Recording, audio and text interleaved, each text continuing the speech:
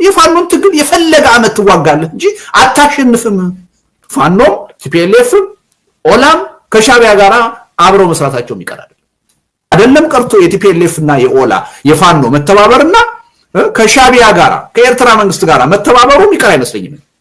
አሁን መንግስት በወሎ ጦርነት ከጀርባ ቲፒኤልኤፎች አሉ ከጀርባ ሻቢያ አለ ይላል ለኃይል ስለመኖሩ ምንም መረጃ የለም።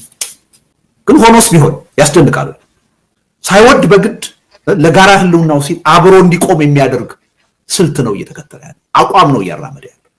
ስለዚህ እኔ አንዳንድ ሰዎች በጣም ፋኖዎችም ቲፒኤልኤፎች ብዙ ርቀት ሄደው እኛ የለንበትም እነሱ የሉበትም የሚል ማስተባበያ ላይ ሲገቡ አይቻልም። እኔ ወደፊት የሚቀር አይመስለኝም የመተባበር ጉዳይ አይደለም ቀርቶ የቲፒኤልኤፍ እና የኦላ የፋኖ መተባበርና ከሻቢያ ጋራ ከኤርትራ መንግስት ጋራ መተባበሩ ይቀር አይመስለኝም።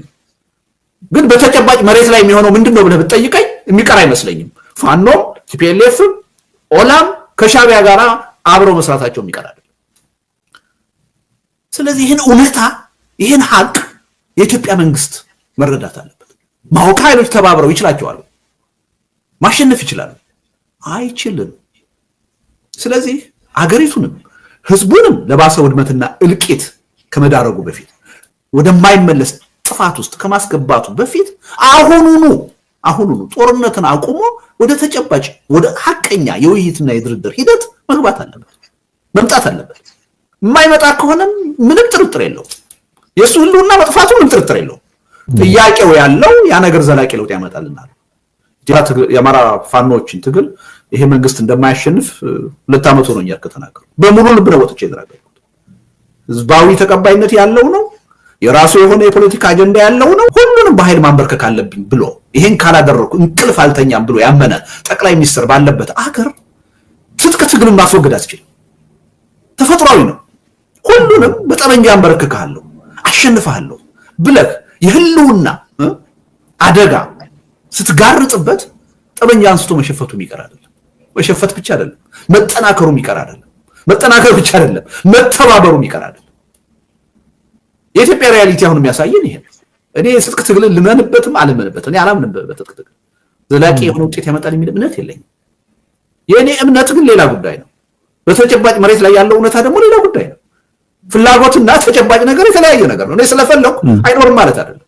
ያገዛዙ ባህሪ እንዲኖር ያደርገው ነባራዊ ሁኔታው እንዲኖር አድርጎታል። ይሄን መገንዘብ ያስፈልጋል። ግን አንድ ነገር ልናገር እኔ በትጥቅ ትግል አላምንም ዘላቂ መፍትሄ ያመጣልናል የሚልም እምነት የለኝም። ግን በትጥቅ ትግል የሚያምኑ ወንድሞቻችን ለምን ወደ ትጥቅ ትግል እንደገቡ እረዳለሁ። አሳማኝ ምክንያት አላቸው። ገዢው ፓርቲ ነው ወደዚህ ገፍቶ ያስገባቸው። ለነሱ ጠመንጃ ማንሳት ዋናው ተጠያቂ አገዛዙ ነው፣ የሰላምን በር የዘጋው ኃይል። እነዚህ ኃይሎች የሚያራምዱት አቋም እኔ የማላምንበትም ቢሆን በአንድ ነገር ግን እንደሚበልጡ እናምናለን። እነሱ በሚያምኑበት ስልት ዋጋ እየከፈሉ ነው፣ መስዋዕትነት እየከፈሉ ነው። እያወሩ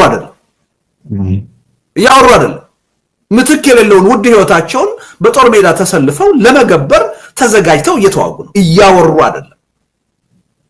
አንድ ሰው በመታመንበትም በማታመንበትም ይሁን ላመነበት ነገር ለመሞት ሲዘጋጅ ማድነቅ አለብህ ማክበር አለብህ።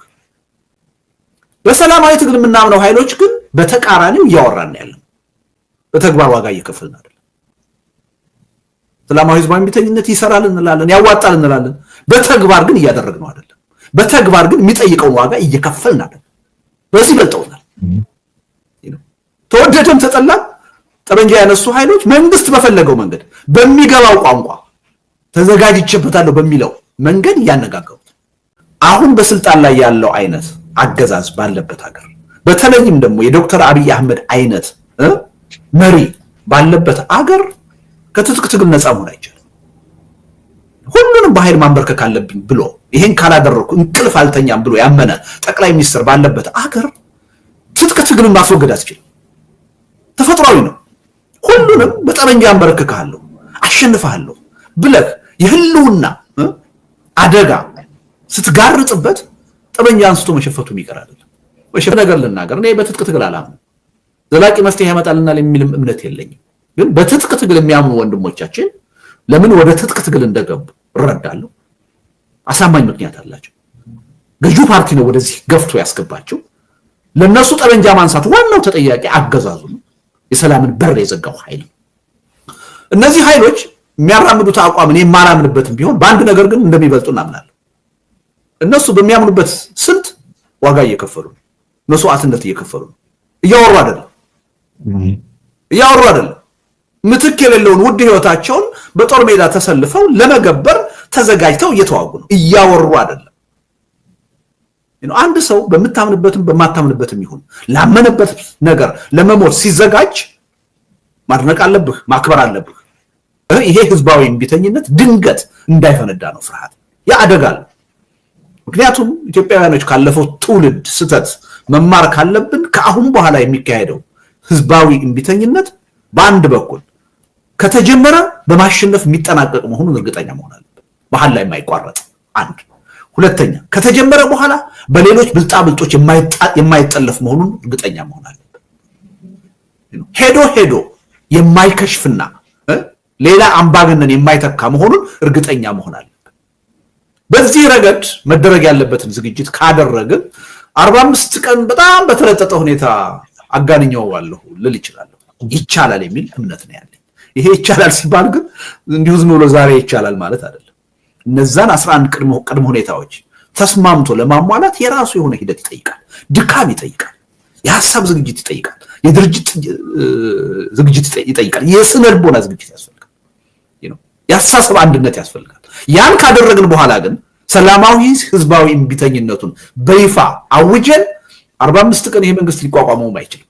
እንደው በጣም ጀነረስ ሆኜ የሰጠሁት እድል ነው ማለት ነው። እና ከተደማመጥን እዛ ላይ በተቀመጠው ሁኔታ ዝግጅት ካደረግን እኔ ምንም ጥርጥር የለኝም፣ አብሶሉትሊ እርግጠኛ ነኝ በአጭር ጊዜ አምባገነኑን መንግስት ለሰላም ለድርድር ማንበርከክ ማሸነፍ ይቻላል የሚል እምነት ነው ያለኝ። ይሄ ላይ ቪዥታ ያለው ሰው ያን ሰነድ ያንብብ፣ የግንቦት ማንፌስቶ የሚለውን አንብቦ መረዳት ይችላል። ቻሌንጅም ሊያደርገኝ ይችላል ማንም ሰው። ብዬ የጻፍኩት በስሜት የጻፍኩት ነገር አለ። ሀገር ቤት ያለው ህብረተሰብ በሰላማዊ ትግል እምነት ኖሮት ዋጋ ሊከፍል ሊሰለፍ የሚችለው እነዛ 11 ቅድመ ሁኔታዎች ሲሟሉ ነው። በእኛ በኩል በፖለቲካ ኃይሉ፣ በኤሊቱ፣ በሲቪክ ማህበራት በኩል ያ ባልተሟላበት ሁኔታ የፈለገ ብንጠብቅ ላይመጣ ይችላል። ቅድም እንዳልኩት ድንገተኛ በሆነ ሁኔታ ከተፈጠረም ውጤታማ ላይሆን ይችላል። ስለዚህ በአንድ በኩል ህብረተሰቡ አምኖበት ይሄን ህዝባዊ ሰላማዊ እምቢተኝነት እንዲጀምር ከፈለግን እነዛን 11 ቅድመ ሁኔታዎች መጀመሪያኛ ማሟላት አለብን። በሌላ በኩል ደግሞ ቅድም እንዳልኩት ያ ትግል ከተጀመረ በኋላ ውጤታማ እንዲሆን እነዛ 11 ሁኔታዎች ማሟላት አለባቸው። ስለዚህ ያለ ምክንያት አይደለም እነዛ ቅድመ ሁኔታዎች የተቀመጡት። እነዛ ከተሟሉ ምንም ጥርጥር የለም የኢትዮጵያ ህዝብ አምኖበት ወደ ሰላማዊ ህዝባዊ እምቢተኝነት ይገባል። አንድ እሱ እኔ እውነቱን ለመናገር እኛ ራሳችን ገፋፍተን የህብረተሰቡን አይምሮ አሳምነን ሰላማዊ ህዝባዊ እምቢተኝነትንም ከማምጣታችን በፊት ራሱ ገንፍሎ ሊወጣ ይችላል የሚል እምነት አለ፣ ስጋት አለ። ያ ግን የራሱ አደጋ ይዞ ሊመጣ ይችላል። እንዳለፉት ሰላማዊ ትግሎች ሁሉ ሊጠለፍ ይችላል፣ ሊጨናገፍ ይችላል። አንድን አምባገነን በሌላ አምባገነን የመተካት ውጤትም ሊያመጣ ይችላል። ይሄ እንዳይሆን ከፈለግን ካለፈው ስህተትና ጥፋት ተምረን ከሆነ በእነዚህ 11 ቅድመ ሁኔታዎች ላይ በቂ ዝግጅት ማድረግ አለብን። ቅድም እንዳልኩት የአስተሳሰብ የሐሳብ ዝግጅት ማድረግ አለብን፣ ድርጅታዊ ዝግጅት ማድረግ አለብን፣ ስነልቦናዊ ዝግጅት ማድረግ አለብን። ይሄን ካደረግን ራሱ ሂደቱን ሊፈጥረው ይችላል። እኛም ራሳችን ህብረተሰቡን አሳምነንና ቀስቅሰን ህዝባዊ እምቢተኝነቱን እንዲጀምር ማድረግ እንችላለን። አሁን የለም ይላል ሰው። አዎ የለም እንዲኖር የምናደርገው እኮ እኛ ካልተዘጋጀን እኛ ህብረተሰቡን ካላሳመን በሆነ ተአምር ሊነሳ አይችልም። ህብረተሰቡ ደግሞ ዝም ብሎም ሊያነሳው አይችልም። የኛን ማሳመን ይጠይቃል፣ የኛን ቅስቀሳ ይጠይቃል። ስለዚህ በዛ ረገድ መስራት ያለብንን ነገር ከሰራን ምንም አትጠራጠር፣ ኢትዮጵያ ውስጥ አሁን ያለው ነባራዊ ሁኔታ ከኢትዮጵያ ያለፈው ነባራዊ ሁኔታ በዓለም ላይ ካሉ አገሮችና በሰላማዊ ህዝባዊ እምቢተኝነት ለውጥ ካመጡ ከማንኛውም ሀገር የተለየና የተሻለ ነባራዊ ሁኔታ ነው ያለው እና ይቻላል የሚል እምነት ነው ያለው። ዋናው ነገር በዚህ በይቻላል መንፈስ ላይ መተማመን አለብን። ሁለት ልብ ሆነን አይቻልም። የተለያየ ቋንቋ እየተነጋገርን የተለያየ አስተሳሰብ ህብረተሰብ ውስጥ እያስገባን ይሄን ማድረግ አይቻልም። በሙሉ ልብ በዚህ መንገድ ውጤት መምጣት ይችላል ብለን ስንተማመን ብቻ ያ መምጣት ይችላል። ይሄን እርግጠኛ መሆን ያስፈልጋል እና 45 ቀን ሲባል እንደው ዝም ብሎ ከዛሬ ጀምሮ ወይም ስለተፈለገ ብቻ ወይም ስለታወጀ ብቻ የሚሆን ነገር አይደለም። ያ ሞኝነት ነው፣ ትግልን አለማወቅ።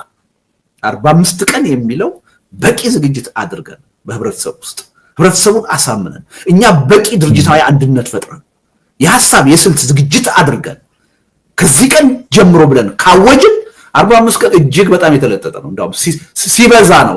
ሰላማዊ ትግልን ኤግዞስት አድርጋለች በሚለው ሐሳብ በፍጹም አልስማማም። ሰላማዊ ትግል እንደውም የኔ እምነት በኢትዮጵያ ተጨባጭ ሁኔታ በበቂ ሁኔታ አልተሞከረም ማለት አልተጀመረም ብዬ ነው። ሰላማዊ ትግል ቀላል ነገር አይደለም፣ ብዙ ግብአቶችን የሚጠይቅ ነገር ነው። ስለዚህ በዛ ደረጃ ኢትዮጵያ ውስጥ የፖለቲካ ኃይሎች በበቂ ሁኔታ ሰላማዊ ትግል እስካሁን አድርገናል አይደለም ጀምረናል ብዬ አላምንም። እና ኤግዞስት አድርጓል የሚለው ነገር ብዙ የሚሰራ አይመስለኝ። ኤግዞስት አድርጓል እንደውም የሚለው ነገር መስራት ካለበት ለትጥቅ ትግል ነው የሚሰራው። 3000 ዘመን እኮ ነው የተዋጋን እርስ በርስ ከጥንት እስከ ዛሬ። ከበቂ በላይ ኤግዞስት ያደረግነው በጦርነት ነው። እንደው በጦርነት ነው ክፋቱን፣ አስቀያሚነቱን፣ አውዳሚነቱን ያሳየን ከምንም ነገር በላይ ጦርነት ነው። ከምንም ነገር በላይ ስንሰራው የኖርነው ጦርነት ነው። ግን ደግሞ ነባራዊ ሁኔታውን ተጨባጭ ሁኔታውን ማየት አለብን። አሁን በስልጣን ላይ ያለው አይነት አገዛዝ ባለበት ሀገር በተለይም ደግሞ የዶክተር አብይ አህመድ አይነት መሪ ባለበት ሀገር ከትጥቅ ትግል ነፃ መሆን አይቻልም። ሁሉንም በኃይል ማንበርከክ አለብኝ ብሎ ይሄን ካላደረኩ እንቅልፍ አልተኛም ብሎ ያመነ ጠቅላይ ሚኒስትር ባለበት ሀገር ትጥቅ ትግልን ማስወገድ አስችልም። ተፈጥሯዊ ነው። ሁሉንም በጠመንጃ አንበረክካለሁ አሸንፋለሁ ብለህ የህልውና አደጋ ስትጋርጥበት ጠመንጃ አንስቶ መሸፈቱ የሚቀር አይደለም። መሸፈት ብቻ አይደለም፣ መጠናከሩ የሚቀር አይደለም። መጠናከር ብቻ አይደለም፣ መተባበሩ የሚቀር አይደለም። የኢትዮጵያ ሪያሊቲ አሁን የሚያሳየን ይሄ ነው። እኔ የትጥቅ ትግልን ልመንበትም አልመንበትም እኔ አላምንበትም። በትጥቅ ትግል ዘላቂ የሆነ ውጤት ያመጣል የሚል እምነት የለኝም። የእኔ እምነት ግን ሌላ ጉዳይ ነው። በተጨባጭ መሬት ላይ ያለው እውነታ ደግሞ ሌላ ጉዳይ ነው። ፍላጎትና ተጨባጭ ነገር የተለያየ ነገር ነው። እኔ ስለፈለኩ አይኖርም ማለት አይደለም። የአገዛዙ ባህሪ እንዲኖር ያደርገው ነባራዊ ሁኔታው እንዲኖር አድርጎታል። ይሄን መገንዘብ ያስፈልጋል። ግን አንድ ነገር ልናገር፣ እኔ በትጥቅ ትግል አላምንም። ዘላቂ መፍትሄ ያመጣልናል የሚልም እምነት የለኝም። ግን በትጥቅ ትግል የሚያምኑ ወንድሞቻችን ለምን ወደ ትጥቅ ትግል እንደገቡ እረዳለሁ። አሳማኝ ምክንያት አላቸው። ገዢው ፓርቲ ነው ወደዚህ ገፍቶ ያስገባቸው። ለነሱ ጠመንጃ ማንሳት ዋናው ተጠያቂ አገዛዙ ነው፣ የሰላምን በር የዘጋው ኃይል። እነዚህ ኃይሎች የሚያራምዱት አቋም እኔ የማላምንበትም ቢሆን በአንድ ነገር ግን እንደሚበልጡ እናምናለሁ። እነሱ በሚያምኑበት ስልት ዋጋ እየከፈሉ ነው፣ መስዋዕትነት እየከፈሉ ነው። እያወሩ አይደለም። ምትክ የሌለውን ውድ ህይወታቸውን በጦር ሜዳ ተሰልፈው ለመገበር ተዘጋጅተው እየተዋጉ ነው። እያወሩ አይደለም። አንድ ሰው በምታምንበትም በማታምንበትም ይሁን ላመነበት ነገር ለመሞት ሲዘጋጅ ማድነቅ አለብህ፣ ማክበር አለብህ። በሰላማዊ ትግል የምናምነው ኃይሎች ግን በተቃራኒው እያወራን ያለን በተግባር ዋጋ እየከፈልን አይደለም። ሰላማዊ ህዝባዊ እምቢተኝነት ይሰራል እንላለን፣ ያዋጣል እንላለን። በተግባር ግን እያደረግነው አይደለም። በተግባር ግን የሚጠይቀውን ዋጋ እየከፈልን አይደለም። በዚህ በልጠውናል። ተወደደም ተጠላም ጠመንጃ ያነሱ ኃይሎች መንግስት በፈለገው መንገድ በሚገባው ቋንቋ ተዘጋጅቼበታለሁ በሚለው መንገድ እያነጋገሩት፣ እኛ ግን ባልተዘጋጅበት በሚከብደው ደካማ በሆነው ጎኑ በማይገባው የሰላማዊ ህዝባዊ እምቢተኝነት ቋንቋ ልናነጋግረው አልቻለም። በዚህ ተበልጠን ይሄ ቁጭት ውስጥ ገብተን በዘላቂነት ደግሞ ሀገራችንን ወደ ሰላም ሊያሸጋግር ወደ ዲሞክራሲ ወደ ብልጽግና ሊያሸጋግር የሚችለው ሰላማዊ ሽግግር እንደሆነ ተገንዝበን በማንኛውም የዓለም ታሪክ እንደታየ ተገንዝበን በሰላማዊ ህዝባዊ እምቢተኝነት ለውጥ ማምጣት ይቻላል ብሎ መጀመሪያ ማመን ግን በራሱ ግብ አይደለም። ካመን በኋላ ደግሞ ሰላማዊ ህዝባዊ እምቢተኝነቱ የሚጠይቀውን መስዋዕትነት ዋጋ ለመክፈል መዘጋጀት፣ መቁረጥ። ሌሎች ሞተውልን፣ ሌሎች ታስረውልን ለውጥ እንዲመጣ ራሳችን ዋጋ ከፍለን ለማምጣት ማመን አለበት። በዛ ደረጃ እስከተማመንን ድረስ ሰላማዊ ህዝባዊ ትግል ተፈትኖ ያለፈ ነው። አብዛኛው የዓለም ህዝብ በሰላማዊ ትግል ነው ችግሩን እየፈታ ያለው። ኢትዮጵያ ውስጥ የማይሰራ ከሆነ ችግሩ የስልቱ አይደለም፣ ችግሩ የኛ የፖለቲካ ኃይሎች ነው። ድክመቱ የስልቱ አይደለም፣ የኛ የፖለቲካ ኃይሎች ነው። በዛ ደረጃ ልንረዳ ይገባል ብዬ ነው ማለት። የኢትዮጵያ ህዝብ ለባህር በር ጥያቄ መታገል አለበት ብሎ በፖለቲካ ፕሮግራም ይሄን ሐሳብ ያስቀመጠ የመጀመሪያ ፓርቲ ብቸኛ ፓርቲ የኛ ፓርቲ ነው።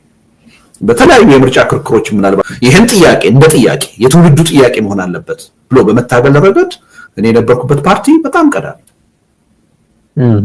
ቀዳሚ ነው። ግን አንድ ነገር ማወቅ አለብን እዚህ ላይ ከልባችን ይሄ 130 ሚሊዮን የኢትዮጵያ ህዝብ በእውነትም የባህር በር ማግኘት የምንፈልግ ሰዎች ካለን የአሁኑን የዶክተር አብይ አካሄድ መቃወም ያለብን እኛ ነን። የምንፈልገው ከልባችን የምንፈልገው ነን መቃወም ያለብን። ለምን የአሁኑ አካሄድ አሁን እነ ዶክተር አብይ እንዳሰቡት የባህር በር አያስገኝልንም አይደለም ጥያቄ። ኢትዮጵያ ወደፊት የባህር በር ለማግኘት የምታደርገውን ጥረት ሁሉ የሚያወሳስብ ነው፣ አደጋ ውስጥ የሚከት ነው። የማግኘት እድላችንን የበለጠ የሚያርቅ ነው። የበለጠ በእውነት ኢትዮጵያ የባህር በር ጥያቄዋ እንዲመለስ የምንፈልግ ኃይሎች ከማንም በላይ ያሁኑን የነ ዶክተር አብይ የቀይ ባህር ጥያቄ ማውገዝና መቃወም ያለብን እኛ ነን፣ ከልባችን የምንፈልገው ሰዎች። ምክንያቱም በዚህ መንገድ አይገኝም። አለመገኘቱ ብቻ አይደለም፣ ወደፊትም የማግኘት እድላችንን የበለጠ ያወሳስባል፣ የበለጠ አስቸጋሪ ያደርገዋል። ይሄን መረዳት አለብን እና ይሄ ምናልባት አንዱ ከዛ በፊት እንደው ከምራቸው ነው ወይ ይሄ ጠቅላይ ሚኒስትር አሁን ኤርትራን ለመውገድ ተዘጋጅተዋል ፈልገዋል ወይ የሚለውን ነገር መጀመሪያ ማየት ያስፈልጋል። እርግጠኛ መሆን የለብንም በዚህ ጉዳይ ላይ።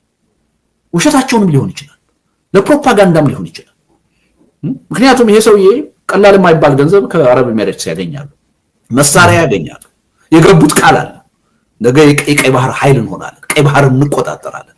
ያኔ በዚህ አካባቢ ባለው ጂኦፖለቲክስ የናንተ ሚና ትልቅ ይሆናል፣ ተጠቃሚ ትሆናላችሁ እየተባለ ገንዘብ እየመጣ ነው፣ መሳሪያ እየመጣ ነው። ይሄ እንዳይቆም ይፈልጋል አገዛዙ አገር ውስጥ ላለበት ችግር። ስለዚህ ይሄን የቀይ ባህር አጀንዳ ስራዬ ብሎ በመድረኩ እንዲቆይ ማድረግ ይፈልጋል። እኔ ባለኝ መረጃ ለመንግስት ባለስልጣናት፣ ወታደራዊ አዛዦች በሰርኩላር በመመሪያ ተላልፎ የሚነገራቸው የጦርነት ሙድ ውስጥ እንዳለን ሆናችሁ ነው ማሰብና መናገር ያለባችሁ እየተባለ ነው መመሪያ የሚሰጣቸው። ውሸት ሊሆን ይችላል። አንድ ሁለተኛ ይሄ ሰው የማህበራዊ መሰረት እያጡ ነው። ጠቅላይ ሚኒስትሩ ከህዝብ እየተነጠሉ ነው፣ በህዝብ እየተጠሉ ነው። ከፍተኛ የሆነ የቅቡልነት ጥያቄ እየገጠማቸው ነው። ስለዚህ ኪሳቸው ውስጥ ከነበሩት ህዝቡን የመቀስቀሻ መሳሪያዎች ውስጥ ወይም ካርዶች ውስጥ አንዱ ይሄ ጥያቄ ነው ነበር። እኔ ይሄን ከ4-5 ዓመት በፊት ተናግሬዋለሁ። አንድ ወቅት የባህር በር ጥያቄን ዶክተር አብይ አህመድ ወደ መድረክ ይዘው እንደሚመጡ ምንም ጥርጥር አልነበረኝ። በድፍረት ጽፌዋለሁ፣ በድፍረት ተናግሬዋለሁ። ለዛ ቅቡልነት ለዛ ተቀባይነት ማግኘትም ሊሆን ይችላል የሚያወሩት። እርግጠኛ መሆን አንችልም። ከልባቸው ነው ብለን እርግጠኛ መሆን አንችልም፣ ከልባቸውም አይደለም ብለን እርግጠኛ መሆን አንችልም። ይሄን ነገር በብቸኝነት የሚያውቁት ራሳቸው ጠቅላይ ሚኒስትሩ ብቻ ናቸው። የሀገሪቱ ምክትል ጠቅላይ ሚኒስትርም የሚያውቁ አይመስልም። ራሳቸው ብቻ ናቸው የሚያውቁት።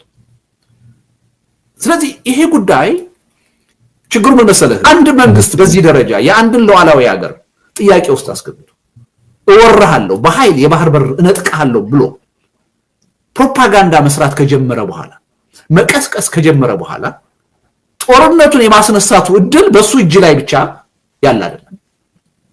ያ ትሬት እንዲሆነው ስጋት የገባው ኃይል ለኔ የተመቸ ጊዜና ቦታ በሚለው ሁኔታ ጦርነቱን ራሱ ሊጀምረው ይችላል። የኢትዮጵያ መንግስት አሁን በጦርነቱ መነሳት ላይ ቁጥጥር ሊኖረው አይችልም። ያ ጦርነት ቢጀመር ደግሞ ኢትዮጵያ በወራሪነት ከመከሰስ ከመፈረጅ ልትድን አትችልም። በአደባባይ በይፋ ነው እየተቀሰቀሰ ያለው። እውቅና ሁሉ አገራዊ እውቅናችሁን ሁሉ እነሳችኋለን ነው እየተባለ። ከኔ ማጅን አንድ የጎረቤት ሀገር የኢትዮጵያን ሀገራዊ እውቅና ነሳለሁ ብሎ የኢትዮጵያን መሬት ነጥቃለሁ ብሎ አዋጅ ቢያውጅ እንዴት ነው ሪአክት ብናደርገው? ያ አካል ጦርነት መጥቶ እስኪከፍትብን ጥይቱን እስኪተኩስ እንጠብቀዋለን? ያንስ ማድረግ ትክክል ነው የሚሆነው? አይመስለኝም። ስለዚህ ሪሊ ለጨዋታም ለሌላ ፐርፐዝም ለፕሮፓጋንዳም ብለው አንስተውት ከሆነ ሄዶ ዞሮ የጦርነት አዋጅ ጦርነት የሚያመጣ አደጋ ነው ይዞ የሚመጣውና በዛ ሁኔታ ውስጥ ነው ያለነው እና በምንም ተአምር አሁን በተያዘው መንገድ የኤርትራን ህዝብ አሸንፈህ የባህር በር ነጥቀህ ኢትዮጵያን የባህር በር ባለቤት ማድረግ አትችልም። ከውስጣዊ ሁኔታችንም ጋርም አይቻልም፣ ከአካባቢውም ሁኔታ አንፃር አይቻልም፣ ከዓለም አቀፉም ሁኔታ አንፃር አይቻልም። አንደኛ ህገወጥ፣ ሁለተኛ አሁን ያለበት ነባራዊ ሁኔታ የፈለገ አይነት የኢንትረስት ትልቅም ቢሆን አይፈቅድልም። እዚህ ሰሜን ወሎ ያለን ፋኖ ማሸነፍ ያልቻለ መንግስት እየተማረከ እጁን እየሰጠ የሚማረክ ሰራዊት የያዘ መንግስት አሁን እንደገና ከሌላ ውጭ ሀገር ጋር ተዋግቼ የዓለም አቀፍን ህግ ጥሼ እንዳንድ ሀያላን ሀገር ጥሼ ያን ጥቅም አስጠብቄ ይቀጥላለሁ። ይሄ በፍጹም የማይሆን ነገር ወደ ውጤት በፍጹም ሊቀየር የማይችል ግን ስለማይቀየር ጦርነቱ አይመጣም ማለት አይደለም። በራሱ በኢትዮጵያ መንግስት ግልባ አስተሳሰብ ሚስ ካልኩሌሽን ጦርነቱ ሊነሳ ይችላል። ሌሎቹ በሰጉ እንወረራለን ብለው በሰጉ አካላትም ሊጀመር ይችላል። የዛ አይነት አደጋ ውስጥ ነው ያለነው እና እኔ አሁንም ደግሜ የምናገረው ኢትዮጵያ ሰላም እንድታገኝ ደህንነቷ እንዲጠበቅ ወደ ዲሞክራሲ ወደ ብልጽግና እንድትሸጋገር ምንፈልግ ከዛም በላይ ደግሞ የወደፊቱ ትውልድ ህዝቡ የባህር በር ጥያቄው አንድ ወቅት ላይ እንዲመለስለት የምንፈልግ የፖለቲካ ኃይሎች ከማንም በላይ አመረረን ይህን ጉዳይ መቃወም ያለብን እኛ ነን የሚል እምነት አለ። ለዛ ጥቅም ተቆርቋሪ ያልሆኑ ኃይሎች ናቸው አሁን የዶክተር አብይ አህመድ የቀይ ባህር ጥያቄ ደጋፊ ሆኑት ደንታ የሌላቸው። ትናንትና የኤርትራ መንግስት ሉዓላዊነታችን ደፍሮ ተጋብዞ የራሳችንን ህዝብ ሲጨፈጭፍ ተቆርቋሪ ያልነበሩ ናቸው። ስለዚህ ተቆርቋሪ የሆኑ ኃይሎች ነን ይህን ነገር መቃወም ያለብን የሚል እምነት አለ። እነዚህ የብልጽግና አመራሮች የሚናገሩትን ንግግር ማዳመጥ ካቆምኩ ቆይቻለሁ። ከጠቅላይ ሚኒስትሩ ጀምሮ የነሱን ንግግር ማዳመጥ ያቆምኩት ስለምጠላቸው አይደለም። እነሱን ሳዳምጥ ራሴን የመጥላት ስሜት ነው የሚሰማኝ። እንዴት ነው አገራችን እንዴት ነው ይሄ በታሪክ ታላቅ ነው የምንለው ህዝብ 130 ሚሊዮን ህዝብ በእንዲህ አይነት ሰዎች የሚገዛው የሚለው ጥያቄ ራሴን እንድጠይቅ ነው የሚያደርገኝ። ለራሴ መጥፎ ስሜት እንዲኖረኝ ነው የሚያደርግ ያመኛል። በዛ ምክንያት አላዳምጣቸው ራሴን እንድጠላ ያደርገኛል። በእውነት ራሴን እንድንቅ ያደርገኛል። ምክንያቱም አሳፋሪ እኔ ኢትዮጵያዊነትን መቼም ቢሆን አፍሬበት አላውቅም። ጥያቄ ውስጥ አስገብቼው አላውቅም። ኢትዮጵያን የሚመሩ ሰዎች እነዚህ ከሆኑ በኋላ ግን ትልቅ ጥያቄ ተፈጥሮብኛል እና ስለሚያመኝ አላያቸውም። እውነቱን ለመናገር ሰዎች ስለምጠላቸው ስለምንቃቸው ይመስለዋል። አይደለም፣ ራሴን ስለሚያመኝ ነው፣ ስለሚያቆስለኝ ነው፣ ለራሴ ያለኝን ግምት ስለሚያሳጣኝ ነው። እና ይሄ ሰውዬ የተናገሩት ነገር በጣም የሚያሳዝን ነው። አንድን ትልቅ ህዝብ በሚሊዮን የሚቆጠር ህዝብ ባንዳ ብሎ መሳደብ በጣም የሚያሳዝን ነው። ባንዳነት እንኳን ለህዝብና ለግለሰብም አይገባም። እኔ በአገር ውስጥ የፖለቲካ ትግል ማንንም በህይወቴ ባንዳ ብዬ ጠርቼ አላውቅም፣ ጠላት ብዬ ጠርቼ አላውቅም ማንንም። እውነቱን ለመናገር ባንዳ የሚለውም ደግሞ ትርጉም ከውጭ ጠላት ጋር መተባበር ነው። በድሮም የምናውቀው እኛ ተጨባጭ በአገር ውስጥ የእርስ በርስ ጦርነት ባንዳ የሚባል ነገር የለም። አሁን የመጣበት ጣጣ። እሺ ግለሰብን ይሁን እንዴት አንድን ህዝብ ባንዳ ብለህ ትሳደባለህ? የአማራን ህዝብ በዚህ ሀገር ምስረታ ሂደት ትልቅ ሚና ያለውን ህዝብ ያውም ደግሞ ከአማራ ወጣሁ የሚልና አማራን አስተዳድራለሁ የሚል ሰው እኔ ሰሞኑን ሚዲያዎች ሳዳምጥ እንደ ክርክር የሚቀርበው ዋናው ባንዳ ማን ሆነና አቶ ተመስገን እኮ ናቸው። እሳቸው እኮ እንደዚህ ባንዳ የነበሩ አገልጋይ የነበሩ ታዛዥ የነበሩ ናቸው፣ እንዴት የአማራን ህዝብ በዚህ ይወቅሳሉ የሚል ክርክር ሰማለሁ። እኔ እውነቱን ለመናገር ይህ ክርክር ተገቢ አይመስለኝም። ምንም የባንዳነት ታሪክ የሌለው የአገልጋይነት ታሪክ የሌለው ታሪኩ ንጹህ የሆነ ሰው ራሱ መጥቶ አንድን ህዝብ ባንዳ ብሎ ከተሳደበ እኔ በቂ መረጃ ሌላ መፈለግ ያለብን አይመስለኝም።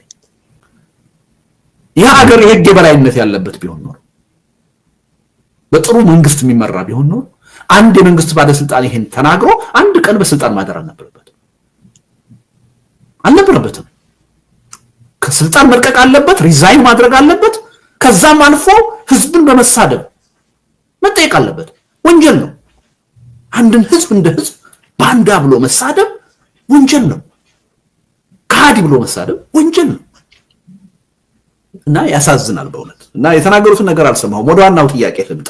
ግን የሚያሳዝነው ኢትዮጵያውያኖች ሄደን እዚህ ላይ ነው የወደቀው። በእነዚህ ሰዎች እጅ ላይ ነው የወደቀው። አሳፋሪ ነው።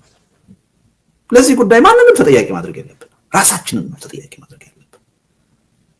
መስራት የሚገባንን ነገር መስራት ባለመቻላችን አንድ ሀገር በክፉዎች ብቻ አይደለም ችግር ውስጥ የሚገባው፣ ክፉዎችን ከክፋታቸው ማቆም መቻል በማይችለው ዜጋም ጭምር ነው።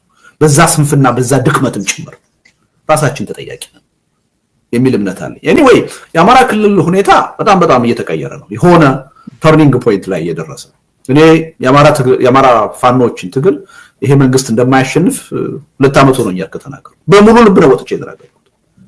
ህዝባዊ ተቀባይነት ያለው ነው። የራሱ የሆነ የፖለቲካ አጀንዳ ያለው ነው። የፋኖን ትግል የፈለገ አመት ትዋጋለህ እንጂ አታሸንፍም። ይሄን ከወዲሁ አውቀህ ወደ ሰላማዊ ውይይትና ድርድር ግባ ብዬ ይሄን መንግስት የተናገርኩት ገና ጦርነቱ ሀብሎ ሲጀምር ስለዚህ እንደሚሄድ ምንም ጥርጥር አልነበረኝ። የፋኖ ኃይሎች ላለፉት 2 ዓመታት ፒውርሊ ጎሬላ ፋይተር ነው የነበሩት። ሂቴንድራ አድፍጦ አጥቅቶ የመሄድ ነበር። ሁለት ነገር ማድረግ አይችሉም ነበር። ነፃ መሬት ፈጥረው ምሽግ ሰርተው ራሳቸውን መከላከል አይችሉም ነበር። ሁለት የመንግስት ምሽግ ይዞ የተቀመጠን የመንግስት ኃይል ሰራዊት አጥቅተው ደምስሰው ቦታን መቆጣጠር አይችሉም ነበር። እነዚህ ሁለት ነገሮች መፈጸም የሚችሉት ኮንቬንሽናል በሆነ ሰራዊት። አሁን ወደዚህ ደረጃ እየተሸጋገሩ መሆኑን ነው የሰሞኑ ሁኔታ ያሳይ። አሁን ነፃ መሬት የማስከበር ምሽግ ይዞ የመከላከል አቅም እያሳዩ፣ ከዛም አልፈው ምሽግ ይዞ የተቀመጠን ሰራዊት ወደ መደምሰስ አቅጣጫ እያደጉ ነው። ይሄ መንግስት እዚህ ላይ ቢያንስ እዚህ ላይ መድረሱን አይቶ ተስፋ መቁረጥ አለበት። ትናንትና የዛሬ 2 ዓመት ውርውር የሚሉ ጥቂት ፋኖዎችን ማሸነፍ ያልቻልኩ ወደዚህ ደረጃ ከተሸጋገሩ በኋላ እንዴት አድርጌ ያሸንፋቸዋለሁ ብሎ ማሰብ አለበት። ስለዚህ በአንድ በኩል ከወታደራዊ ቁመና አንፃር በጣም በሚገርም ሁኔታ ፋኖ ወደዚህ አይነት የሰራዊትነት ደረጃ እያደገ ነው። ይሄ ትልቅ ለውጥ ነው። ይሄ ለውጥ መንግስትን ሊያስተምረው ይገባል የሚል ማለት ነው። ሁለተኛ ይሄ ላስተላልፍ ለውጥ እየመጣ ነው። አሁን መንግስት በወሎ ጦርነት ከጀርባ ቲፒኤልኤፎች አሉ፣ ከጀርባ ሻቢያ አለ እያለ ነው። እኔ ባለኝ መረጃ ፋኖች በራሳቸው ያደረጉት ኦፕሬሽን እንደሆነ ነው የማውቀው። እስካሁን ድረስ አሳማኝ የሆነ ከጀርባ ሌላ ኃይል ስለመኖሩ ምንም መረጃ የለም። ግን ሆኖስ ቢሆን ያስደንቃል አይመስለኝም። ምን ብያለሁ ቅድም? ይሄ ኃይል በስልጣን ላይ ያለው መንግስት የአይዲዮሎጂ ጉዳይ አይደለም፣ የመርህ ጉዳይ አይደለም። የያዘው አካሄድ ማንኛውንም ተቃዋሚ ኃይል ማንኛውንም ተዋጊ ኃይል የሚያስተባብራ አካሄድ ነው እየተከተለ ሳይወድ በግድ ለጋራ ህልውናው ሲል አብሮ እንዲቆም የሚያደርግ ስልት ነው እየተከተለ ያለው፣ አቋም ነው እያራመደ ያለው። ስለዚህ እኔ አንዳንድ ሰዎች በጣም ፋኖዎችም ቲፒኤልኤፎች ብዙ ርቀት ሄደው እኛ የለንበትም እነሱ የሉበትም የሚል ማስተባበያ ላይ ሲገቡ አይቻልም። እኔ ወደፊት የሚቀር አይመስለኝም። የመተባበሩ ጉዳይ አይመስለኝም። የማይቀር ከሆነ እኔ ማስተባበሩ ምን ጥቅም እንዳለው አይገባኝም። እውነቱን ለመናገር ቅድም እንዳልኩ አሉበት የሚል መረጃ ባይኖረኝም አይደለም ቀርቶ የቲፒኤልኤፍ እና የኦላ የፋኖ መተባበርና ከሻቢያ ጋራ ከኤርትራ መንግስት ጋራ መተባበሩ የሚቀር አይመስለኝም። እኔ ከሻቢያ ጋራ የኢትዮጵያን ችግር አብሮ ታግሎ መፍታት አይቻልም ከሚሉ ሰዎች አንዱ አላምንበትም፣ አልደግፈውም። ግን በተጨባጭ መሬት ላይ የሚሆነው ምንድነው ብለህ ብትጠይቀኝ የሚቀር አይመስለኝም። ፋኖም ቲፒኤልኤፍ ኦላም ከሻቢያ ጋራ አብረው መስራታቸው የሚቀር አይደለም። ስለዚህ ይሄን እውነታ ይሄን ሀቅ የኢትዮጵያ መንግስት መረዳት አለበት፣ ማወቅ አለበት። እነዚህ ኃይሎች ተባብረው ይችላቸዋል፣ ማሸነፍ ይችላሉ? አይችልም። ስለዚህ አገሪቱንም ህዝቡንም ለባሰ ውድመትና እልቂት ከመዳረጉ በፊት ራሱንም ወደማይመለስ ጥፋት ውስጥ ከማስገባቱ በፊት አሁኑኑ ጦርነትን አቁሞ ወደ ተጨባጭ ወደ ሐቀኛ የውይይትና የድርድር ሂደት መግባት አለበት፣ መምጣት አለበት። የማይመጣ ከሆነም ምንም ጥርጥር የለው የሱ ህልውና መጥፋቱ ምንም ጥርጥር የለው። ጥያቄው ያለው ያ ነገር ዘላቂ ለውጥ ያመጣልናል፣ ኢትዮጵያን የተረጋጋችሁና እንድትቀጥል ያደርጋል ወይ? ይሄ የፖለቲካ ኃይሎች አሁን እነ ዶክተር አብይ አገዛዝ ያስተባበራቸው ኃይሎች ኮሄረንት የሆነ የፖለቲካ አንድነት ፈጥረው ይችን ሀገር ወደ ዘላቂ ሁኔታ ያሸጋግሯታል። በመሐልስ ቀውሱ ከቁጥጥራችን ወጥቶ ስቴትለስ ሊያደርገን አይችልም በሚለው ጉዳይ ነው እንጂ መጨነቅ ያለብን አሁን እየተፈጠረ ያለው የኃይል አስተላለፍ በስልጣን ላይ ያለውን መንግስት እንደሚያስወግድ ነው ጥርጥር የለኝም። ምንም ጥርጥር የለኝም የጊዜ ጉዳይ እና ሪሊ ይሄን ጉዳይ በዋናነት መንግስት ሊያስብበት ይገባል። ቆም ብሎ ማሰብ ይገባል። ከሌሎቹ አገራት ከራሳችን ከኢትዮጵያ ያለፈ ታሪክ መማሩ ይቀርና ከራሱ ያለፉት 7 ዓመታት ድክመቶች ችግሮች መማር ቢችል ጥሩ ነው የሚል እምነት ነው ያለኝ እና ኢትዮጵያ ተጨባጭ ሁኔታ በዚህ ሁኔታ ነው በዚህ ኃይል አስተላልፍ ለውጥ ነው ያለው። ያ ብቻ አይደለም ኢቭን የሰላማዊ ህዝባዊ ቢተኝነት ኢትዮጵያ ውስጥ ድንገት የፖለቲካ ኃይሎችም ከመዘጋጀታችን በፊት ፈንድቶ የሚወጣበት ሁኔታ ብሶቱ ግፉ ሞልቶ መፍሰስ የጀመረበት ሁኔታ ላይ ነው ያለው። አዲስ አበባ ላይ ያለው ውጥረት ቀላል አይደለም። ህዝቡ ልቡ ሸፍቷል። ስለዚህ የሆነ ነገር ስፓርክ ካደረገ ከኛ ቁጥጥርና ዝግጅትን በፊት አገሩን ሊያጥለቀልቅ የሚችል ስርዓቱን ሊያጥለቀልቅ የሚችል ህዝባዊ ቢተኝነት ሊመጣ ይችላል። ስለዚህ ይሄን ሁኔታ በማወቅ አንደኛ ተቃዋሚ ፓርቲዎች በኃላፊነት ስሜት መተባበር የሀገርና የጋራን ጉዳይ ማስቀደም ላይ ማተኮር አለብን። መለያየት የትም አያደርስም። አንድ ሁለተኛ ህዝቡ የትግሉን ሚና መቀላቀል አለበት፣ መጨበጥ አለበት፣ በእጁ ተሳታፊ መሆን አለበት። ጉዳዩ ያገባኛል፣ በዚህ ሂደት ሊመጣ የሚችለው አደጋ ከማንም በላይ የሚመለከተኝ እኔን ነው፣ ተጠቂ የሚያደርገኝ እኔን ነው። ስለዚህ እዚህ ትግል ባለቤት መሆን አለብኝ ብሎ ተሳትፎ ማድረግ አለበት። ሶስተኛ መንግስት ሳይመሽበት መሽቶበታል ኦልሞስት ግን የበለጠ ሳይመሽበት ከአሁን ራሱንም የሚያድንበት አገርና ህዝብንም ከባሰ ጥፋት የሚያድንበትን መንገድ መከተል አለበት የሚል እምነት አለ። እኔ በአጠቃላይ ሳይው የሀገሪቱ ተጨባጭ ይሄን የሚመስል ነው የሚመስለው። የፕሪቶሪያው ስምምነት ተፈርሞ ሰነዱን ማየት በቻልን በጥቂት ሰዓታት ውስጥ ነው የፕሪቶሪያው ስምምነት ያስደስታል፣ ያሳዝናል፣ ያሳስባል የሚል አርቲክል የጻፍኩት። ይዘቱን ብቻ ያኔ ወዲያው በሰዓታት ውስጥ አይቼ በተግባር ሊለወጥ እንደማይችል እርግጠኛ ነበርኩ። በድፍረት ነው የተናገርኩት። በማግስቱ 40 ምንጭ ነው መሰለኝ ደቡብ አካባቢ ጠቅላይ ሚኒስትሩ ሄደው በፕሪቶሪያው ስምምነት 100% ሙሉ በሙሉ የኛን ፍላጎት አሳክተናል ብለው ሲናገሩ በአሸናፊነት ስሜት ያ ስምምነት የውሸት ስምምነት እንደሆነ ምንም ጥርጥር ነበር፣ የትም የማይደርስ እንደሆነ ምንም ጥርጥር አልነበር። ስለዚህ አስቀድሞ በሁለቱም ኃይሎች ጊዜ መግዛት ለጊዜው ለሁለቱም ህልውና ጦርነቱ ከፈጠረው አስገዳጅ ሁኔታ ደጋግሜ ተናግራለሁ። ታንክስ ለጦርነቱ ይሄን ጦርነት ያስቆመው ራሱ ጦርነቱ ነው። አስከፊ ገጽታውን ለሁለቱም ኃይሎች በማሳየት ጦርነቱን ያስቆመው ራሱ ጦርነቱ ነው ብያለሁ። ምስጋና የሚገባው ራሱ ጦርነቱ ነው ብያለሁ፣ እምነት አይደለም። እና ጊዜ ገዝተን የተሻለ ሁኔታ ሲፈጠር የተሻለ ጊዜ ሲፈጠር የተሻለ ዝግጅት ስናደርግ ጦርነቱን እንቀጥላለን የሚለው አስተሳሰብ አይምሯቸው ውስጥ ነው የነበረው እና እኔ ምንም ጥርጥር አልነበረኝ። እና እኔ አሁን እነ ጀነራል ታደሰን የራሳቸውን ባያሙኙ ጥሩ ነው። የፕሪቶሪያው ስምምነት ከተጣሰ ዘመን አልፎታል። አንድ ጊዜ አይደለም፣ 2 ጊዜ 3 ጊዜ አለ ደጋግሞ ተጥሷል፣ ብጥስጥስ ብሏል። አሁን ይሄ ፕሪቶሪያ የሚባል ስምምነት ከፕሮፓጋንዳና ከፒአር ስራ ባለፈ ይሰራል ብሎ የሚጠብቅ ሰው ካለ ለኔ ሞኝ ነው ወይም ዝም ብሎ ተራ ንግግር እያደረገ ነው ብዬ ነው የምለው። እና የፕሪቶሪያው ስምምነት ከጥቅም ውጭ ከሆነ ቢያንስ ህወሓት የሚባለው ፈራሚ አካል ህጋዊ እውቅና የለህም ብሎ ከተሰረዘ በኋላ የፕሪቶሪያ የሚባል ስምምነት እንዴት ሊኖር ይችላል? ሁለት ተጋቢዎች ሊኖሩ ይችላሉ፣ ባልና ሚስት። አንደኛው ናቹራል በሆነ ህይወቱን ቢያጣና ቢሞት ከዛ በኋላ ጋብቻ አለ ይባላል? በአንድ ሰው ጋብቻ ሊኖር አይችልም። በሁለት ተፈራራሚዎች የተፈረመ ስምምነት አንደኛው ህጋዊ ህልውናው ተሰርዟል ጠፍቷል ከተባለ በኋላ ስምምነት የሚባል ነገር የለም። እኔ ለምን እንደሆነ አይገባኝም። ራሳችንን የምናሞኘው ገዢው ፓርቲም በቲፒኤልኤፍ ዙሪያም ያሉ ሰዎች የጊዜው አስተዳደሩም ሰዎች ፕሪቶሪያ ምን እንዲህ አይነት ቀልድ ምንም ጥቅም ያለው አይመስልም። እውነቱን ለመናገር የማይመጥን ፖለቲካ ነው። ፕሪቶሪያ ስምምነት የሚባል ነገር የለም። ከተሰረዘ ቆይቷል። ምንም ህልውናም የለውም። እኔ ከሱ የምጠብቀው ምንም ነገር የለም። የዛሬ 5 ዓመት ምርጫ ይሄን የተጀመረ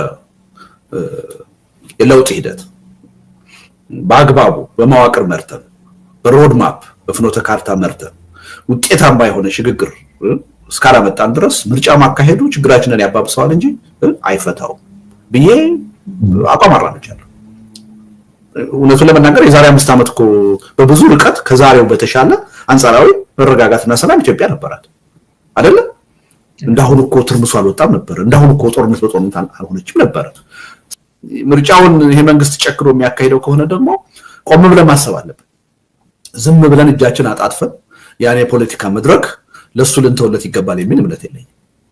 ለራሳችን በሚጠቅም አግባብና ሁኔታ ሂደቱን መድረኩን ልንጠቀምበት ይገባል የሚል እምነት አለ።